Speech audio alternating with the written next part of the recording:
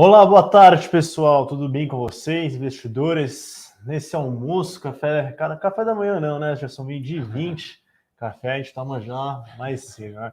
Esperando o pessoal entrar. Bom, a gente teve alguns imprevistos aqui, mas já foram arrumados. Estou aqui com o Rafael Pérez, outro economista da casa. Fala, Rafa, beleza? Fala, Sung, fala, galera. Bom, espero aí que estejam tendo um bom almoço. E bora lá mais uma semana, né? Vamos para cima. Hoje eu acho que tem alguns temas aí relevantes aí, né? Acho que está prestes a resolver essa questão da dívida nos Estados Unidos, né? O teto da dívida. Teve alguns dados bem interessantes, importantes aí semana passada, né? O Boletim Focus aí também veio com algumas boas notícias. E vamos falar também do setor elétrico, né? Acho que tem umas coisas legais aí para a gente entender melhor como é que está funcionando o setor. Então, só o pessoal estão nos ouvindo bem. Agora já aumentou um pouquinho aqui as pessoas que nos acompanham. Então, para começar, a gente retoma um pouquinho da semana passada, os principais pontos, o Rafa vai trazer aqui para a gente. Depois a gente passa pelo Boletim Fox, e aí depois, setor elétrico, a gente trouxe uma apresentação para discutir um pouco como que está vindo o consumo de energia, nível dos reservatórios, tarifas de energia. Então a gente tem bastante coisa aí para começar. Então, Rafa, por favor, se puder falar um pouquinho para a gente, o que aconteceu na semana passada? Acho que aí, começando pela parte de política, né, Sung, acho que o principal tema aí foi a questão do arcabouço fiscal, né, que tem sido um grande tema nas últimas semanas, né, já está se encaminhando aí mais para o final, foi aprovado aí, né, na Câmara dos Deputados, aí foi uma ampla maioria, né, de votos, 372 a 108, então aí tudo indica aí que deve caminhar bem agora no Senado e deve ser aprovado, né. Importante aí ressaltar, você teve um enrijecimento, né, ficou mais dura a regra, o que era importante aí, né, que também já era esperado, né, pela maioria dos economistas, pela gente também. Então, teve a criação aí de novos gatilhos, né, de controle de gastos, caso o governo não cumpra, né, com a meta estipulada, e teve a redução também de algumas excepcionalidades aí que estavam fora da regra fiscal.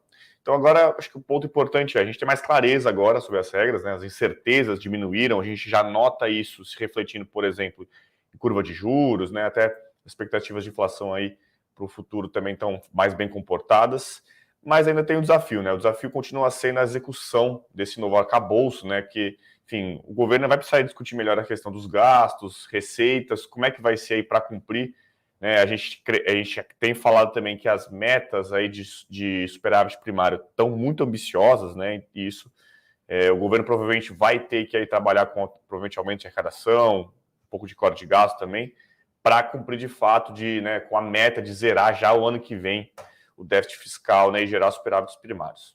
E agora, né, o texto segue para o Senado e deve aí passar para uma nova sabatina, em seguida para a sanção presidencial, mas acreditamos aí que em breve já será aprovado o novo arcabouço fiscal, e aí depois disso a gente caminha para falar sobre reforma tributária, que também é um tema bastante relevante, né, que é muito aguardado por investidores, vai provavelmente trazer algumas mudanças importantes, e a gente está até otimista aí que pode trazer algumas perspectivas boas de crescimento, né, poder até melhorar o crescimento potencial. Muitos economistas vêm destacando que essa é uma medida bastante importante, né, para crescimento, para melhorar aí, até as questões aí tributárias no Brasil que são muito complexas, né, que trazem muitos custos para as empresas, e é um tema bastante importante. Agora falando de economia brasileira, não sei se você quiser fazer Em relação à reforma tributária, essas questões que a gente vem discutindo há muito tempo, pela complexidade, eu até recomendo um artigo, uma entrevista do Samuel Pessoa, economista aí renomado no Brasil, que estuda grandes problemas de produtividade e crescimento da nossa economia, para o Estadão. Se eu não me engano, foi no domingo ou no sábado, acho que normalmente é domingo, né, que tem essas colunas. Fica aí a recomendação, que ele comenta um pouquinho aí sobre a neoindustrialização e da política aí em relação a subsídios para carros, né, automóveis, para baratear o preço desses produtos, né? Então, tem um texto bastante interessante que a gente até pode comentar em outra live mais especificamente, mas fica aí a recomendação. Pô, esse artigo é muito bom do Samuel, né? Ele dá alguns indicadores, alguns indícios aí do que a gente pode esperar aí para frente. Sobre agora, falando de economia brasileira, a gente teve um dado bastante importante também na semana passada, que foi o IPCA 15, né? O IPCA 15 é aquela prévia da inflação oficial. Ele registrou uma alta de 0,51, abaixo do projetado pelo mercado, que era algo próximo de 0,65, 0,67, né? Se a gente pega esse acumulado, então, dos últimos 12 meses, o índice acumulou uma alta de 4,07, né, abaixo do 4,16 registrado em abril, que foi uma boa notícia, né? O mercado os analistas já vendo aí que a inflação numa tendência aí mais benigna, né? Favorecendo aí as discussões de quando que o Banco Central vai poder, de fato, começar a cortar juros. E aí acho que é importante alguns dados interessantes desse último dado de IPCA 15. Primeiramente, a gente viu alguma melhora em alguns dados ligados a serviços, né? A média dos núcleos de inflação também arrefeceram, então esses dados são importantes porque essas são inflações mais difíceis de cair, demoram mais, elas são mais resilientes, né? Então, quando a gente vê uma queda aí desses indicadores aí, acaba sendo uma notícia boa, porque tem sido o principal desafio aí do Banco Central, né? Além de combater essa inflação, esses grupos que são mais difíceis de combater, né? Como núcleos, né? E serviços que são mais resilientes. Então, essa foi uma boa notícia aí quando a gente olha para o acumulado dos últimos 12 meses. Mas acho que esses dados aí, eles podem ajudar, né, o cenário do Banco Central, mas ainda acho que é cedo para a gente afirmar que é uma nova tendência, né? Esses dados agora, a gente precisa olhar mais dados nos próximos meses para ver se de fato há uma queda aí mais forte desses grupos. Mas assim, apesar de ter vindo melhor do que esperado, a gente acredita ainda que a autoridade monetária, né, deve manter taxa de juros inalterada, né, na próxima reunião, agora em junho, né? Vai ser agora, se eu não me engano, no final de junho, né? 21 e 22 de junho, se não me engano. Só que uma coisa que a gente já tem falado muitas vezes aqui nas nossas lives, né? Já começa a se abrir uma janela para a gente discutir possíveis cortes em breve, né? Nossa expectativa é que seja ali para o terceiro trimestre, mas esses dados de inflação, e agora a gente vai, depois que a gente terminar aqui, eu vou falar também a questão de Boletim Focus, já abre essa janela, né? A gente já está vendo que a inflação está apresentando aí, né, uma tendência mais favorável para a gente discutir isso, porque a gente até já tem visto isso se refletindo no Boletim Focus, né? Então, acho que o Banco Central ele já está a gente estava falando da casinha, né, que tem que ser construído ali pilar a pilar, colocar ali, né, o teto, né, para que a casa não caia, e cada vez mais acho que o cenário inflacionário tem se tornado mais benigno para o Banco Central, né, para a gente poder começar a discutir melhor cortes de juros. E eu acho que tem alguns pontos importantes que a gente precisa ressaltar, né, pessoal? Esse dado do IPCA 15 veio melhor do que esperado, a sua composição. Vamos continuar entendendo se isso vai ser uma tendência nos próximos dados. A gente teve cortes da gasolina esse mês, foi em maio, né, que houve cortes da gasolina, do diesel. Então isso deve também ajudar um pouquinho a inflação nos próximos meses. A tendência aqui no segundo semestre, pelos cálculos, a inflação ela vai subir um pouco por questões de base de comparação, mas é algo já previsto por todo mundo. Mas acho que, como o Rafa bem trouxe, as coisas estão melhores aí do que a gente viu em meses passados, tá? Eu acho que um grande ponto é a aprovação do novo arcabouço fiscal. Um ponto importante que a gente vê é uma tendência de valorização, né, cambial em relação aos patamares de 5,40 que a gente viu, então o câmbio mais valorizado ajuda, e até o preço dos alimentos que devem ter safras recordes, uma menor pressão sobre o preço dos alimentos também ajuda aí a reduzir um pouquinho essa tendência de alta de inflação. Boa, acho que basicamente tem 3 fatores, né, que têm ajudado a inflação, que pode ajudar, que é o câmbio, como você falou, o câmbio valorizado, né, as commodities, né, petróleo tem caído de preço, minério de ferro, commodities agrícolas, né, então esses têm sido os principais pontos que a gente tem ressaltado. E aí, falando rapidamente agora sobre cenário externo, né, acho que nos Estados Unidos a gente teve aí aquele índice de preços PCE, e se acompanha-se muito esse índice porque ele é o preferido, aí um dos indicadores mais importantes aí para as decisões de política monetária do Fed, né? E ele subiu a 0,4% em abril, em relação a março, e 4,7% quando você pega a comparação anual, né? Só que o resultado veio um pouquinho acima do esperado, né? Então, se a gente pegar também o índice PCE cheio, né? Que aí eu falei do núcleo, né? Que você exclui aquelas medidas mais voláteis, como alimentos e energia. Quando a gente pega o índice cheio, que aí já está em todos, né, os grupos, ele também subiu 0,4%, né? Um acumulado também de 12 meses, a inflação norte-americana avançou 4,4%, também veio aí um pouco acima das projeções. Então, é um dado que, obviamente, ele traz um pouquinho aí de volatilidade, incerteza de como que vai ser, né, as próximas decisões do Fed. A gente tem falado aqui já há algum tempo sobre a possibilidade de ainda haver mais um corte, né? E quando a gente olha para as projeções de mais um aumento, quer dizer, né? Exatamente. de mais um aumento, e aí depois esses dados aí, parece que o mercado cada vez mais tem convergido, porque a gente tem falado nas últimas semanas, de que muito provavelmente a gente vai ter mais um aumento, não sei se nessa reunião, na próxima, ou ainda na outra, mas o ponto é que, pelo menos já se sabe, né, que a gente já está chegando perto do fim do ciclo, mas ainda deve ter mais um aumento.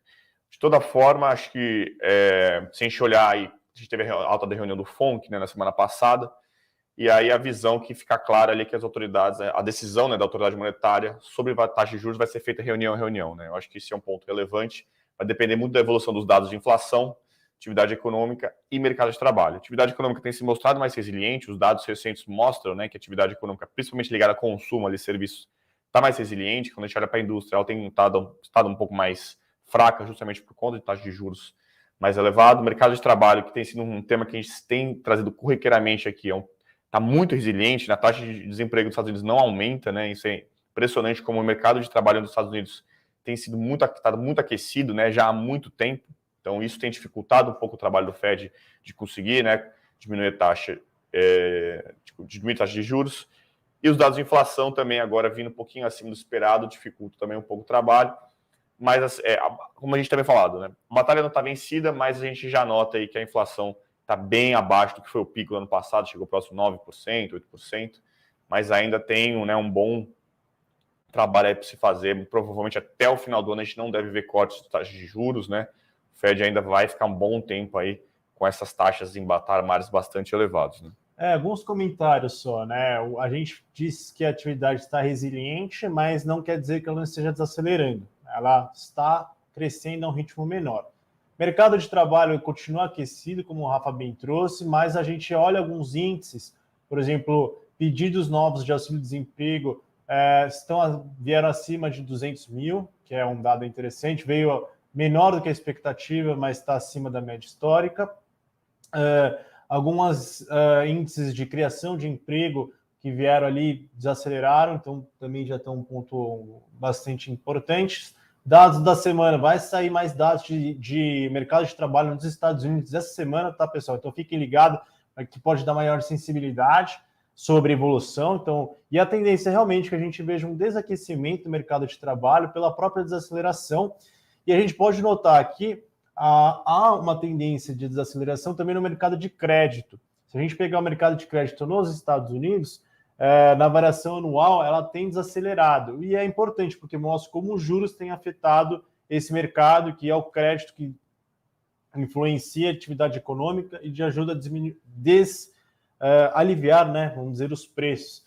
Então, a gente está vendo alguns sinais importantes de que, por exemplo, pegar a confiança do consumidor, a gente decompõe ele em dois, né? Semana retrasada, passada, a confiança do consumidor, você vai pegar expectativas daqui a 6 meses e a situação atual. A situação atual, os consumidores já enxergam de forma um pouco mais positiva, só que as expectativas para 6 meses para frente pioraram. Por quê? Porque toda essa ideia de aceleração, alta de juros, um pouco de incertezas. Então é isso mais ou menos o que tem acontecido lá nos Estados Unidos.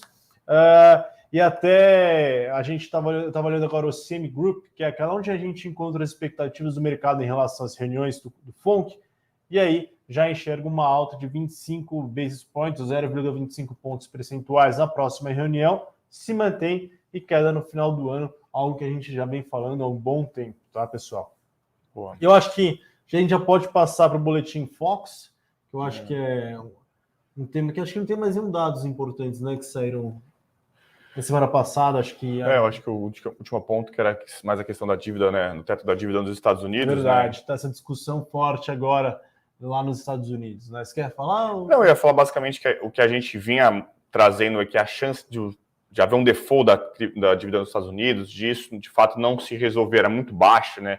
Os Estados Unidos ele tem um histórico de haver essa questão de deixar muito para o final, para a última hora, porque você tem uma discussão ali, você tem, né, uma negociação entre democratas e republicanos, normalmente há uma pressão, né, do lado dos republicanos, dos democratas, para justamente você conseguir barganhar e conseguir, né, alguns ganhos políticos, né, parte fiscal.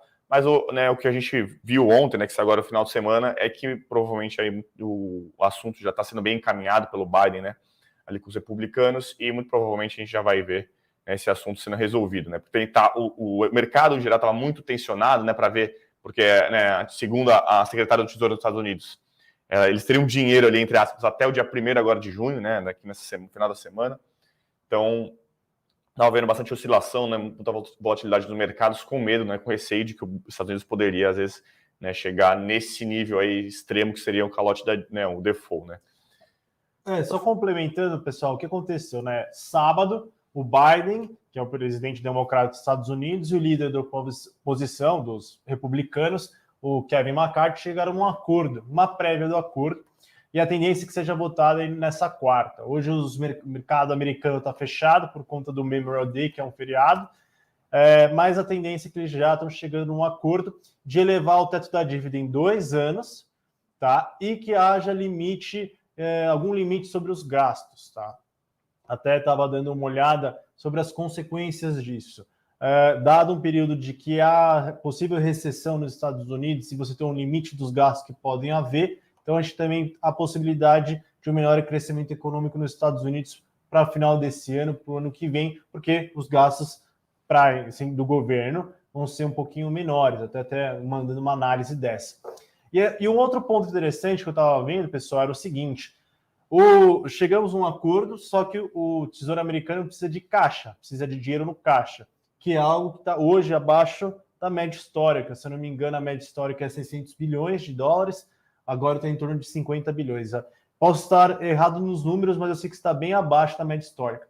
E aí, para poder melhorar esse caixa, o que o Tesouro vai fazer? O governo americano vai emitir títulos para, olha, eu estou emitindo um título aqui, e aí, para você conseguir dinheiro de volta. Só que quando você aumenta a oferta desses títulos no mercado, o que acontece com o preço? Dado que você aumenta a oferta, o preço cai e o juro sobe, certo? Porque também o Tesouro Americano deseja, os investidores desejam juros que sejam atrativos para poder emprestar para o governo norte-americano. Então a tendência é que a gente veja os títulos de juro curto nos Estados Unidos um pouquinho mais pressionados, o que vai também diminuir um pouco a liquidez no mercado, que as pessoas vão recorrer a esse tipo de ativo. Então esse é outro efeito que a gente pode sentir aí no curtíssimo prazo, de ver as taxas de juros mais curtas dos Estados Unidos crescerem, algo que já vinha acontecendo para os Estados Unidos ter um pouquinho mais de dinheiro no caixa. Então é isso que está acontecendo por lá. E aí agora a discussão se dá entre os congressistas lá, porque, se eu não me engano, no Senado os democratas têm a maioria, e na Câmara, na verdade, tem os republicanos, e aí tem toda a parte de negociação. E a Janet Yellen revisou as previsões, não é mais dia 1, é dia 5, então eles têm dinheiro até mais ou menos até o dia 5, que é o prazo limite que os democratas republicanos colocaram para votar esse novo pacote. Boa. Mas acho que aí, no final das contas, acho que a tendência é os mercados irem se acalmando agora, né, com a resolução desse problema, e aí acho que isso pode trazer boas perspectivas para o futuro.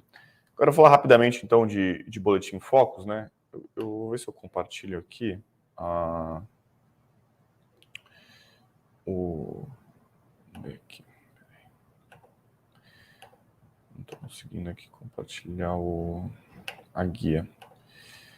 Que era basicamente a foto do Boletim Focus. Eu vou falando aqui enquanto isso. Eu vou colocando aqui, enquanto... Acho que basicamente, né, se a gente olhar para o Boletim Focus que saiu hoje, a notícia é boa, né? Acho que o cenário que se mostrou ali no Focus é bom, principalmente quando a gente olha para esse ano, tá? Quando a gente olha para IPCA desse ano, houve uma queda, né? Então, a segunda semana consecutiva de queda. Estava 5,8 na semana passada, estava 6,05, né? Quando a gente olha 4 semanas atrás, e agora está 5,71 a expectativa do mercado para esse ano. E como a gente já falou até um pouquinho antes, o que acho que ajuda a explicar, entender essas quedas aí, tem sido, né, como o Sung bem falou, commodities agrícolas, né, preço de alimentos caindo, isso tem favorecido bastante. Né, o câmbio se valorizando um pouco, também tem sido um sinal importante. E combustíveis caindo, né, a gente teve esse mês aí os preços dos combustíveis caindo, e isso aí tem sido um fator relevante aí para essa queda, né? Mas aí sempre importante frisar, né? Agora, né? Atualmente a inflação aí está próxima ali, um pouco acima de 4, né? Mas a tendência é que no próximo mês, né? No próximo mês ainda caia mais um pouco a inflação, depois no meio para o final do ano ela suba mais um pouco, terminando aí mais próximo do patamar de 6%, né? Se a gente olhar para a inflação do ano de 2024, 25, 26, a notícia também é boa, elas se mantiveram estáveis aí, né? Para o 2024, a inflação esperada está em 4,13%, há 4 semanas atrás estava 4,18%, então não tem mudado tanto, né? Quando a gente olha para a inflação de 2024. E para 25, 26, a expectativa, né, tem sido aí uma inflação de 4%, e aqui acho que é um ponto bastante importante. Como as expectativas estão bem ancoradas, né, para esses horizontes mais longos, que, né, o Banco Central normalmente ele olha ali para horizontes, ele não está olhando especificamente para esse ano, ele está olhando mais para 24, vai começar agora a olhar mais para 25, e aí acho que a boa notícia é que as expectativas para 25 e 26 estão aí bem ancoradas há quase 10 semanas, né? Então, isso é um bom sinal que pode ajudar o Banco Central a justamente começar a discutir quando que ele vai cortar taxa de juros. Eu acho que tem outra palavra que pode usar, não sei se é ancoradas porque está fora da meta, mas elas estão estáveis, né? Há muitas Exato. semanas. O Banco Central ele tem citado várias vezes que está acima da meta, e eu acho que se tudo correr bem da parte fiscal, elas devem cair e voltar em direção à meta, que é o mais importante, vai dar segurança para o Banco Central cortar. Ancoradas, eu gosto de usar mais estáveis agora, porque ancoradas seria realmente se eu tivesse igualzinho lá na meta, mas o importante é que não está subindo. Acho que essa é uma boa notícia. Só para o pessoal lembrar, né, a meta, né, para 2025 e 2026 é de 3%, né? Ela está dentro dos limites superior da meta, mas ela não está no centro da meta, né? Então, o ideal seria que ela estivesse próximo do centro da meta. Ela está mais próxima ali do limite superior, né? Então, acho que isso ainda, apesar de elas estarem bem estáveis, elas não estão ali próximo do centro da meta, que é 3%. Aí, falando rapidamente de PIB, né? Acho que o PIB é a notícia, de novo, né? Uma revisão para cima, né, do crescimento da economia brasileira para esse ano, algo que a gente também vem fazendo, a maioria dos analistas de mercado, economistas, vem jogando mais para cima, né, o crescimento da economia brasileira para esse ano, principalmente por causa do agronegócio, que esse primeiro semestre também, mas o primeiro trimestre especificamente vai ter um desempenho muito bom, muito acima, né, da média histórica. Isso vai ajudar bastante esse crescimento. Setores como serviços, comércio, têm estado mais resilientes também, né, principalmente serviços, que tem um peso bastante importante, e consumo das famílias, né, com algumas medidas do governo de incentivo ao consumo, isso tem favorecido um pouco. E a gente olha aí para 2024, 25 e 26, né, para esse próximo ano, né, está em 1,3% no crescimento, para 2025 1,7% e 2026 1,8%. Estão mais estáveis também, né, a notícia boa é que o 2024 o crescimento não caiu, né, vinha caindo nas últimas semanas, nessa semana se manteve estável, mas ainda um crescimento pelo menos de 1,3%.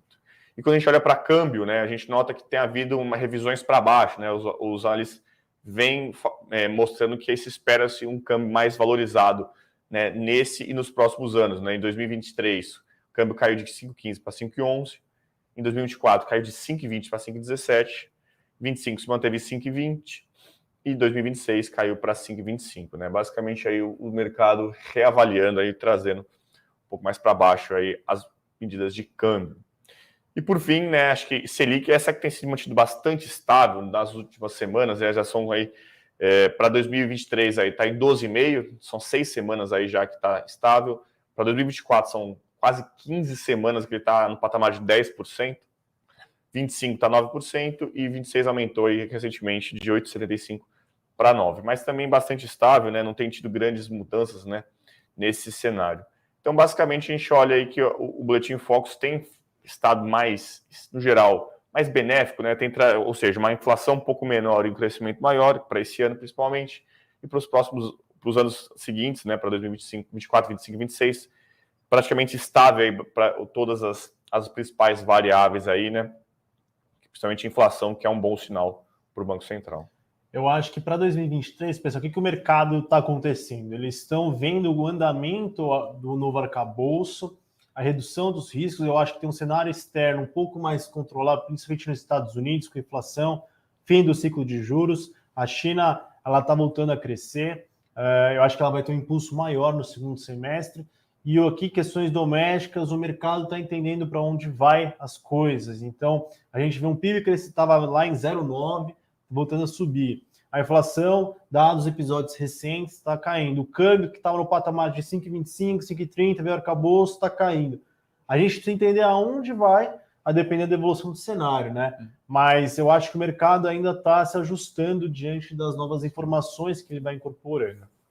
Perfeito. A gente está quase no primeiro final, aí, quase o primeiro semestre, né? Então a gente já tem mais informações do que esperar, né, para a Câmara Brasileira para esse ano, né? O cenário aí ligeiramente melhor do que a gente imaginava no começo do ano, mas obviamente sempre está de olho, né? Que a gente, nos últimos anos a gente viu que eventos raros, extremos aconteceram aí com certa frequência, então é sempre bom a gente estar, né, de olho aí nos possíveis riscos, mas a princípio, né, as notícias são boas aí, principalmente se a gente olhar crescimento, né, inflação, obviamente que ainda está alta a inflação, não é baixa, né, 5,7 ainda é alta, mas pelo menos já estava acima de 6 nas últimas semanas, agora já está mais próximo de 5,7. Muito bom, vamos passar agora para o outro tema, o último, sobre o setor elétrico. Aqui, pessoal, a gente faz também, eu, Rafa, a gente faz estudos setoriais, só que não voltado tantos ao olhar setor, a empresa em si, mas a gente quer ver como que está a parte microeconômica, vamos dizer, de alguns mercados. Então, a gente olha, por exemplo, crédito, bancos, a gente olha, por exemplo, construção civil, então como que a taxa de juros está, custos por metro quadrado, inflação, e um que a gente aborda aqui é o setor elétrico. Então, a gente olha o consumo das famílias, consumo residencial, industrial, nível dos reservatórios, e a gente ajuda aqui e melhorar a informação para os analistas de empresas para entenderem o que está acontecendo ao redor deles na hora também de analisar a sua respectiva empresa. Então, a gente trouxe aqui para vocês, em primeira mão, a gente fez esse estudo recente sobre o setor elétrico, beleza? Então, a demanda por energia. Então, se a gente olhar quando o Brasil teve crises, por exemplo, a gente viu que o consumo de energia ele caiu. Então, em 2001, na crise do apagão, caiu o consumo de energia 7,9%, 2009, com a crise global. Na crise política e econômica de 2015 e 2016, caiu menos 2%, quase 0,8% no segundo. E em 2020, com a pandemia, a gente teve uma queda de 1,6%. Dos restantes, a gente sempre teve um crescimento da demanda de energia. E aí o gráfico aqui, ele mostra, vamos pegar aqui 2020, que foi a pandemia aqui em laranja. Em 2021, é a curva aqui, deixa eu sair, esse tem um vinho quase, né? É um vinho, E aí, azul escura, que é 2022, e a barrinha 2023. Então, janeiro e fevereiro foi relativamente estável, fevereiro um pouquinho maior que os outros, só que em março deu bastante a demanda de energia, foi o maior aí dos últimos anos, tá? E aí, o que puxou a demanda por energia nesse março? Foi o consumo industrial, depois residencial e, por fim, comercial.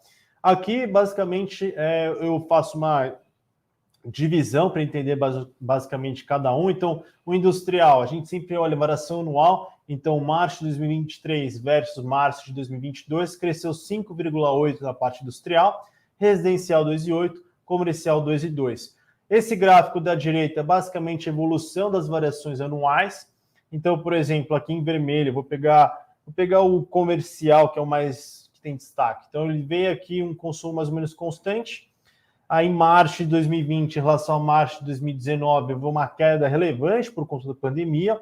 Aí as coisas foram abrindo, melhorando, o setor comercial voltou, e aí o nível foi se recuperando. Depois teve um ápice aqui em setembro de 21 em relação a setembro de 2020, e agora a gente está no níveis mais...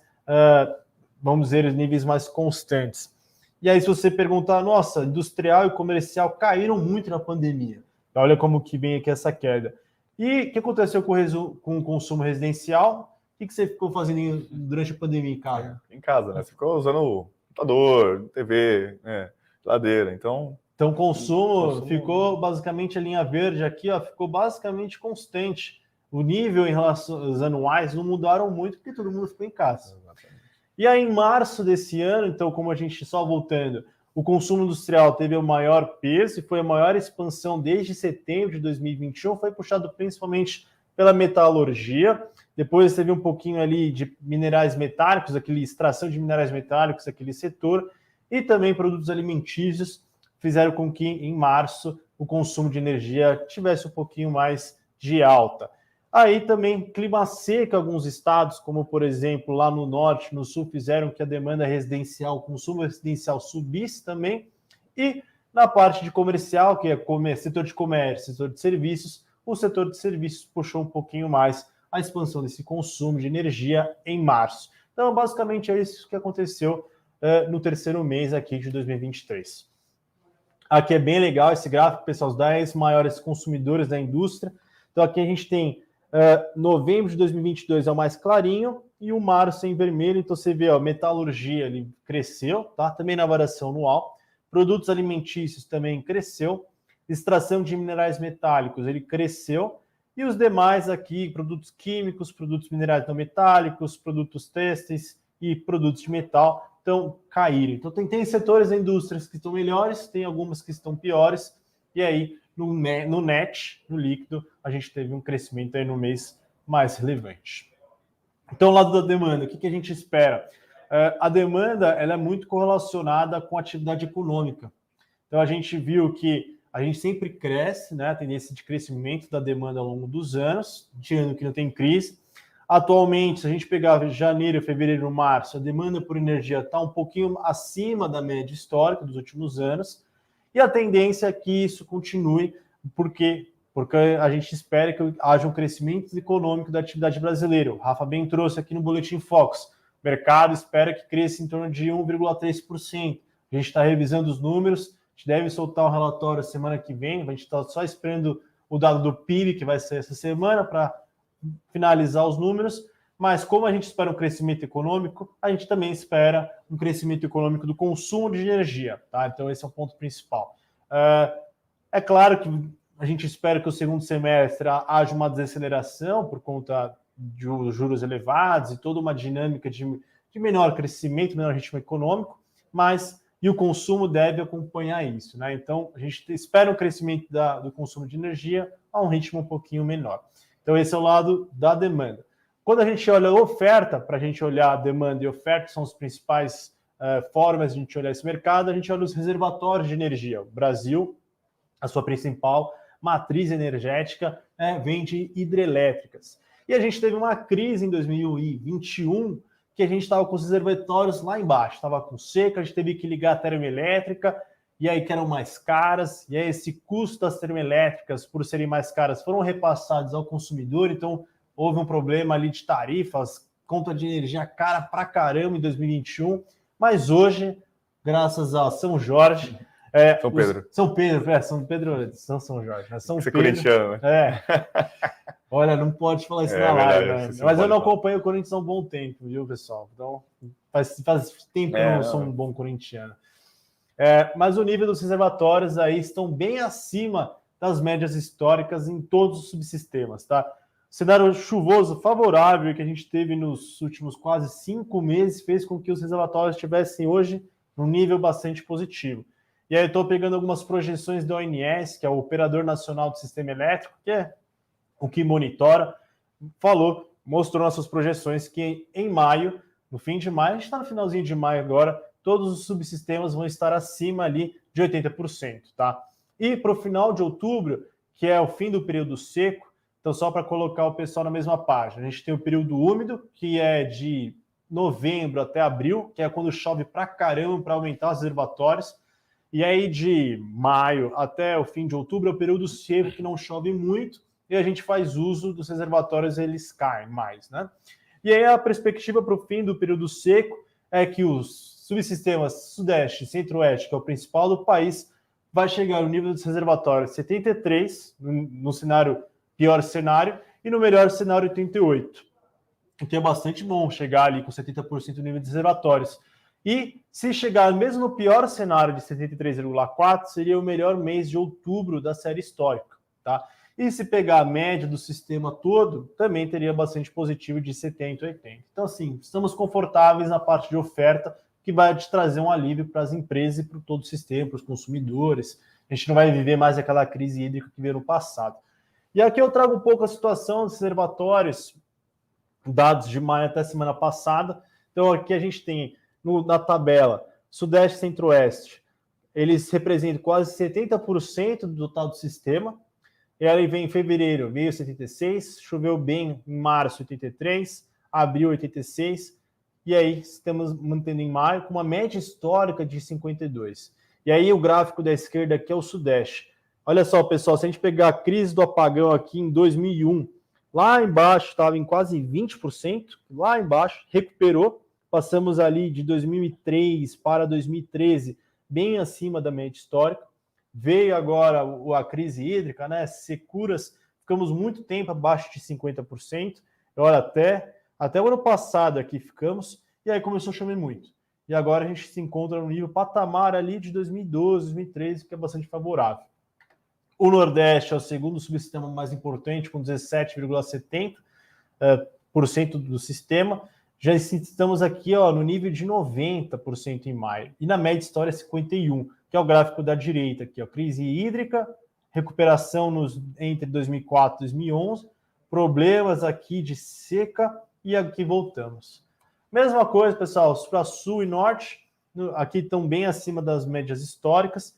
O Sul é mais favorável um pouquinho e o Norte também, tá? Então, mas eles representam um pouco, mas estão bem acima.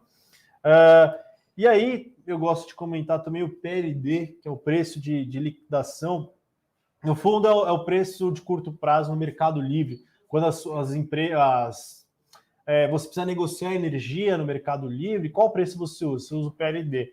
E o PLD, ele é muito... Você consegue ver o preço sendo influenciado pelas questões de demanda e oferta. Então, atualmente, o PLD está em 69,4, que é o gráfico da direita que eu peguei do Sudeste. Se você pegar, pessoal, esses momentos de pico, que é esse preço de curto prazo que é negociado, por exemplo, está contratado que o Rafa tem que produzir 100, só que ele produziu 80.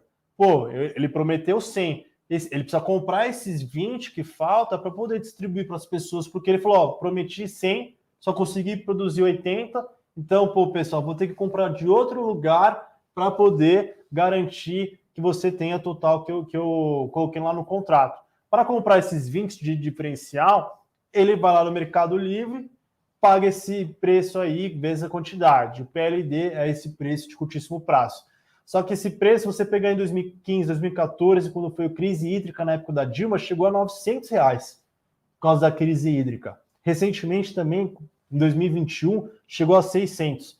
Agora, as coisas são melhores, está a 69.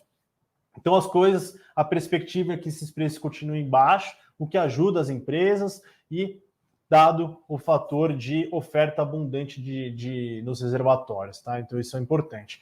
Também, um ponto importante que é provável que a gente tenha El Niño esses próximos meses, um pouco mais moderado, mas a gente vai ter fortes chuvas no sul e um pouco mais de escassez no Nordeste, mas isso também deve ajudar a trazer um pouco de alívio, dado a melhora de chuvas que a gente pode ouvir aqui na região sul, também sem grandes pressões sobre isso, e o período úmido favorável também ajudou a esse cenário de preços aí no curtíssimo prazo para as empresas, que pode trazer também algum alívio. Então, de forma geral, a gente está encerrando um pouquinho a nossa live em alguns minutos, mas de forma geral, sistema hídrico e setor elétrico, olhando na parte mais setorial, está bem mais favorável do que os últimos meses, por conta de uma demanda que não deve apresentar um grande crescimento, porque a atividade econômica só vai crescer ali 1,3, mas está mais estável. A oferta de energia melhorou bastante, nível dos reservatórios vão chegar no final do ano bastante favoráveis. A gente não vê tendências de mudanças na bandeira tarifária. A gente prevê que, a dependência da evolução, poderíamos encerrar o ano com bandeira amarela. Agora, vamos manter em bandeira verde até o final de 2023. E eu coloco no radar aqui, lá na Câmara dos Deputados, a Comissão de Defesa do Consumidor aprovou aí o projeto de não haver mais bandeiras, mas ainda há um longo caminho pela frente, ainda tem que passar por CCJ, tem que passar por comissões de Minas e Energia. É um projeto que está sendo ventilado lá na Câmara, dando seus passos iniciais. Não vejo grandes perspectivas de ir para frente, mas a gente colocou aqui no radar para você ficar ligado sobre as principais questões que podem afetar o setor. Acredito que seja isso, Rafa, os principais pontos que eu queria trazer para vocês. Boa. Acho que só destacar, né, que acho que o que isso, no final das contas, traz para a gente é que é um fator a menos de pressionar a inflação. Né? Se a gente tem essa perspectiva de tarifa verde, né, não haver perspectivas de aumento, né, para o consumidor final, isso aí é um fator que pode ajudar a manter a inflação aí mais controlada, em patamares mais baixos, né, porque energia tem um peso bastante relevante. Né? Energia e combustíveis, aí, principalmente gasolina, são dois itens que têm muito peso ali no IPCA, né, na composição, e a gente viu isso ano passado, né? Quando você cortou ali, né, os preços, né, tirou ali alguns impostos, isso fez uma diferença bastante relevante a ponto de a gente ter deflações, né? Então essa é uma boa notícia aí para a inflação, algo que deixa mais controlado o nosso cenário. E, de novo, contribui para abrir essa janela aí, para o Banco Central começar a discutir quando que a gente vai começar a cortar juros, que a gente acredita que seja ali no terceiro trimestre. Muito bom, pessoal. Obrigado aí por todos que estão assistindo essa live. Só aqui temos nos comentários, aqui embaixo do vídeo. Agradecer aí o Marcos, né? Agradecer o Marcos. O Marcos sempre presente. Tá, e se o caso estiver nos assistindo, eu sei que você me mandou mensagem no Instagram, eu correria da semana, não consegui te responder, mas até essa semana eu te respondo. E aqui embaixo nos comentários temos um e-book gratuito, um guia completo sobre dividendos, de graça aí para vocês ficarem mais ligados e enxergar as oportunidades para poder investir em momentos de incerteza, sempre teremos oportunidades. Valeu, Marcos, também de novo pela mensagem. O Vini volta aí semana que vem, está descansando, período de férias aí, mas já ele está de volta para falar mais um pouquinho de renda fixa. As NTNBs estão caindo, pessoal, a taxa está caindo, estava 6 e pouco meses atrás, agora a gente já chega a 5 e pouquinho, que é algo positivo pela redução das incertezas. Mas ele vai explicar melhor isso quando ele voltar. Deixamos aí o spoiler para a semana que vem. Eu agradeço, Rafa, obrigado aí pela presença, obrigado a todos. Valeu, gente. Até a próxima. Ficamos com. Valeu, pessoal, até mais.